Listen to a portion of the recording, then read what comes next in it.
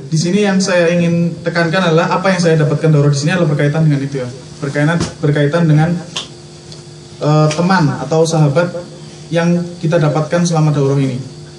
Jadi memang banyak ya di ayat Al-Quran itu ya yang berkisah tentang bahwa nanti penduduk neraka maupun penduduk surga itu saling bercakap-cakap dengan temannya. Dan di banyak ayat juga Allah juga menyebutkan tentang kisah percakapan itu. Yang mungkin tidak saya cite di sini karena saya juga belum terlalu ini ya hafal dengan ayatnya. Akan tapi di sini yang saya ingin bawakan adalah ya karena singkat juga adalah cerita dari salah seorang masyayikh yang salah seorang ulama ya dai yang pernah ya saya dengar ceramahnya. Jadi beliau menyampaikan tentang salah satu kisah di mana tentang persahabatan ini ketika di akhirat nanti. Ketika itu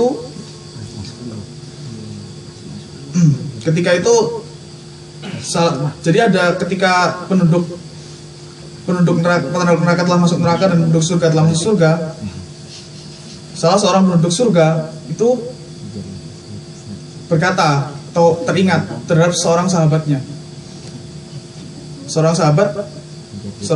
di dunia. Kemudian dia berdoa pada Allah,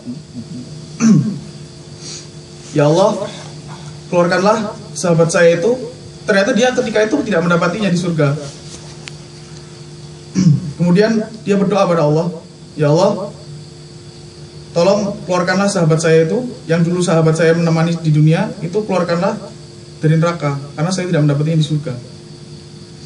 Ya, singkat cerita kemudian sahabat orang tersebut dikeluarkan dari neraka.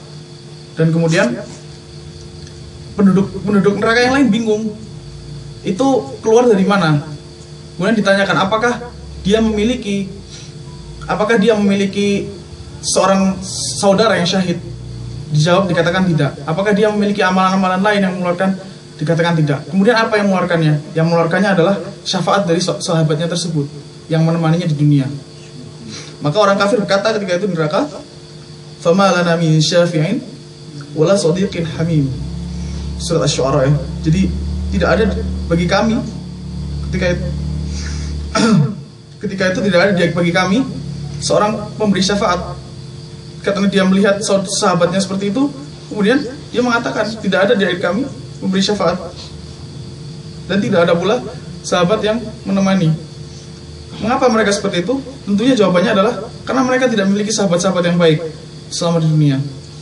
Mereka tidak memiliki sahabat-sahabat yang bisa mengingatkan mereka akan kehidupan akhirat, yang bisa mengingatkan mereka ketika mereka tersesat gitu ya, ketika mereka jalannya melenceng, ketika mereka berbuat maksiat pada Allah.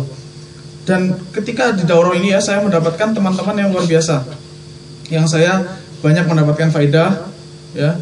Dan memang saya juga banyak mencontoh perbuatan, maksudnya mengambil apa ya istilahnya itu ya. Saya ingin mencontoh gitu ya perbuatan amalan-amalan mereka yang mungkin tidak nampak dan sebagainya, kan tapi saya tampak bagi saya gitu ya. Itu saya merasa salah satu keuntungan daurah ini yang mungkin tidak didapatkan dari misalnya kita menghafal sendiri di rumah gitu ya. Kita menghafal sendiri di rumah, yaitu ketika kita bertemu teman-teman yang sama-sama semangat menghafal Quran, kemudian kita bisa saling mengingatkan dalam kebaikan ya, sebagaimana di surat Al-Asr ya, kan apa? Watawassaw bil haqq watawassaw bis sabr gitu kan, yang saling mengingatkan terhadap kebaikan dan kesabaran. Dan ya itu yang saya rasa saya dapatkan ya, yang saya dapatkan selama daurah ini. Kemudian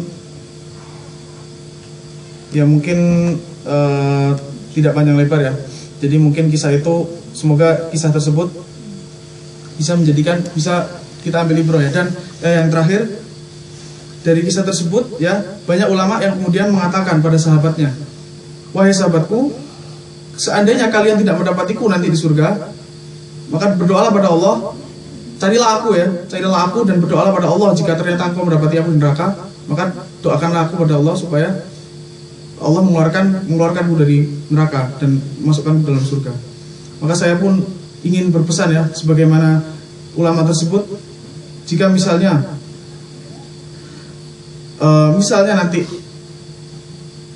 antum semua di sini tidak mendapatkan saya di surga, dan kemudian ternyata saya berada di neraka, maka tolonglah saya untuk berdoalah pada Allah, semoga Allah bisa mengeluarkan saya dari neraka berdasarkan doa-doa kalian dan masukkan saya dalam surga.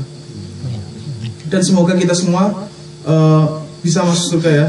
Dan tentunya salah satu wasilahnya adalah dengan Al-Quran ini ya.